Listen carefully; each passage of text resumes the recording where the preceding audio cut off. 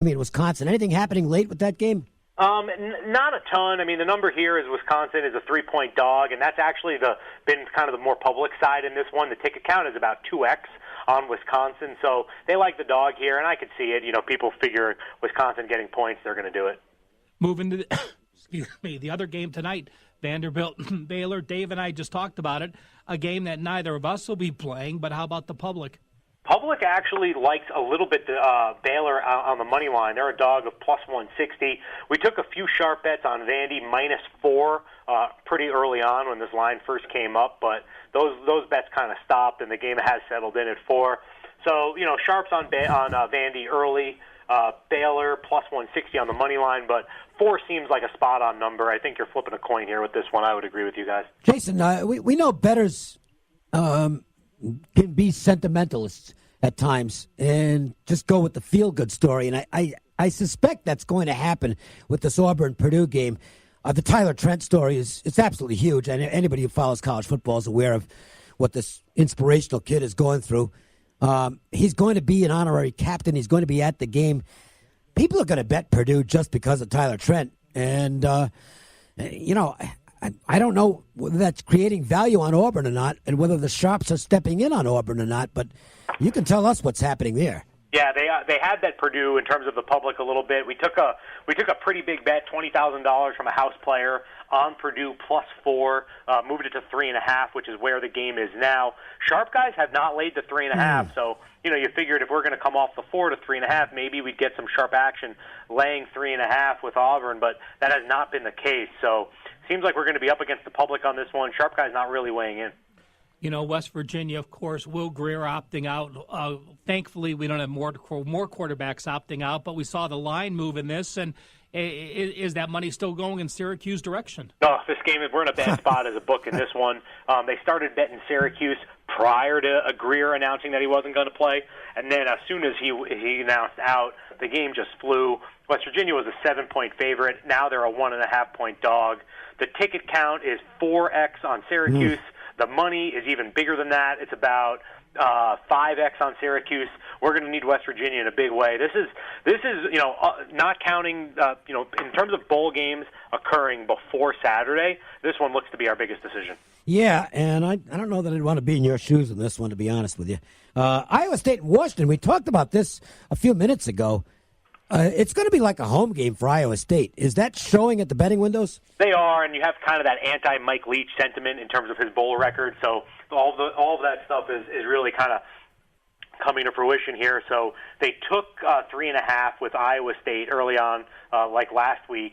It's down to 3, and if you still want to take 3 with Iowa State, you have to lay 115 to do so. So nobody wants to lay 3 with Washington State, even at a price of -0.5. I don't know if you'll see a 2.5 here, but you might see Washington State -3 even at some point. Normally when we start talking SEC teams and bowl games, we're not talking Mountain West and the Sun Belt. We are, though, with Arkansas State and Nevada, and it's actually going to be, to me, it's going to be a good game. Very few people will see it, but if this game were earlier, I think it would have gotten a lot of attention. This is going to be a close one. You would expect this game to be very, very close, and we've kind of had favorites flipping around. So right now, as we stand, Nevada is a 1-point favorite, but at one point it was Arkansas State -1.5, and we've actually had, this is a fun one because it's kind of the sharps versus the sharps duking it out here. Some were on, and they've taken each team as a dog. So we had a few people take Nevada when they were getting 1, and we've had others take Arkansas State when they were getting 1.5.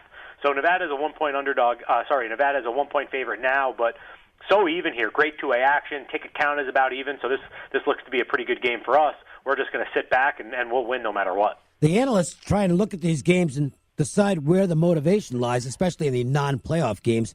And Florida-Michigan would fit on that count. The motivation would seem to favor Florida. As Michigan, I don't know how interested they are in this football game. Is that showing at the windows? Yeah, this is kind of like the exact opposite of what I just talked about with Syracuse and West Virginia, where we're in a totally bad spot because the move went against us. You know, they were betting Syracuse, and then the move came and it went against us. But here, we actually took a pretty sizable bet from a house player laying the points with Michigan, and he did it so early on in the week. Last week when the lines came out, he laid 7.5. Wow! And the move went against him. So we're actually looking at, we have Michigan 6.5 here. Most other folks are at Michigan 6. Reason being, we don't mind having a decision for a big bet if that person's going to lay 7.5 when the market is 6. So we're looking to try to not take any Michigan bets, which is why we're at 6.5 when everybody's at 6. Well, the two teams playing next lost to their in-state rivals that final week, and South Carolina is a team that people thought might challenge in the SEC, and they're now playing Virginia in this bowl game. Tell us if people are backing Bronco in his squad. Yeah, interestingly enough, this game's kind of getting lost in the shuffle a little bit, at least from what I see. Michigan versus Florida has done quite a bit of handle, and then later in the day, you've obviously got the two big playoff games, and this game's kind of just sitting there on Saturday morning, and there's really not that much action. I mean, the number is South Carolina -5. We're pretty even on the money. They bet South Carolina a little bit more in terms of parlays, but really not a lot to talk about with this one, to be honest. Before we get to, the playoff games, the NFL, anything on the Monday and Tuesday bowls that's worth noting? I would say the one worth noting to me would be Ohio State. We talked about it before with the Urban Meyer announcement. The single biggest bet we've taken on any of the bowl games, including the playoff games, was on Ohio State -7. The bet, it was close to a six-figure bet, not quite six figures, but it was up there on Ohio State -7. So that's shaping up to be a pretty big decision. I was figuring that at some point, the sharp guys are going to have to take Washington, but they haven't. We're at +7, -15 with Washington. Nobody wants to take it. So, maybe at 7 flat they will, but we're not at that point yet. I don't know if anybody wants to bet a Pac-12 team at this point. Notre Dame and Clemson, the first of the two Saturday playoff games. Let's talk about what's happening with the betting, particularly with the news on the Clemson side, where, we don't have a final determination yet. The Plan B tests have not yet come in, as far as I know. But as of now, Clemson's going to be without one of their best guys. Yeah, and they've actually the public was on Notre Dame from the get-go here, even before any of the scuttlebutt of potential Clemson players not being able to go. So it clearly was heading that way. The ticket count is very, very lopsided on this game, all over betting Clemson, and specifically on the money line. People are loving Clemson money line. We've actually had it's a funny one because we've had a situation where the spread is 13, but on the money line, Notre Dame is +350. Typically, when there's a spread of 13, the money line is closer to 4-1. Right. So that's just having an effect. There have been zero bets. That's not me misspeaking on Clemson money line. Typically you'll get a sharp guy who comes in and lays the money line with the favorite. Not the case here. They're all on Notre Dame. Some pretty big ones, $3,000-$4,000 at +350 on Notre Dame money line. So we're going to need Clemson to win this game, and so far we're going to need them to cover. Ticket count is not even close. It's about 3.5 times more tickets bet on Clemson than Notre Dame. I'm sorry, on Notre Dame. Yeah, okay. On the Oklahoma side, we saw 4 players get suspended, 1 starter, the offensive guard, who will miss both games. Oklahoma's wide receiver said he's 80+%. He's going to play, so that's good news for him. Tua, 85-90%, I think, is what he said. And do people believe Bama is that good as Dave and I have in our power ratings? I mean, to me, this is a fun one to talk about because all of the signs point to Bama. Tua looks to be good.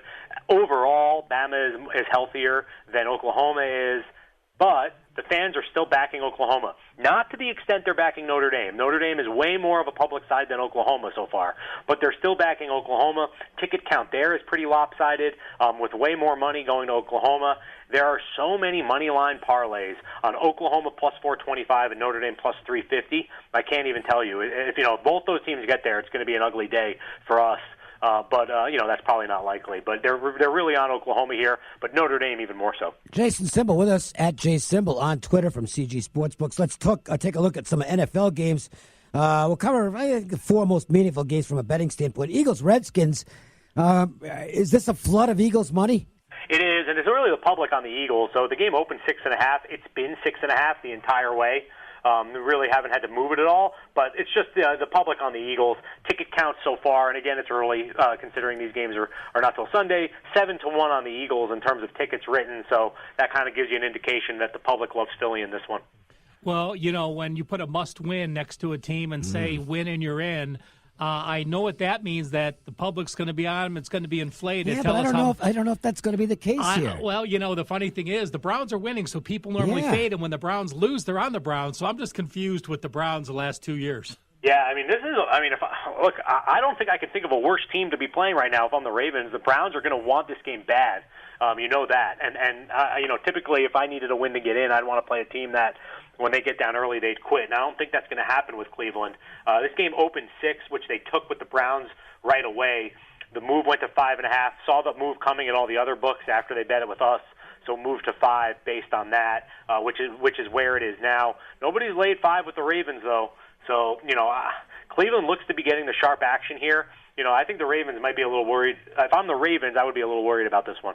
I think the Vikings need to be worried. The Bears, apparently they're not going in there to just lay down.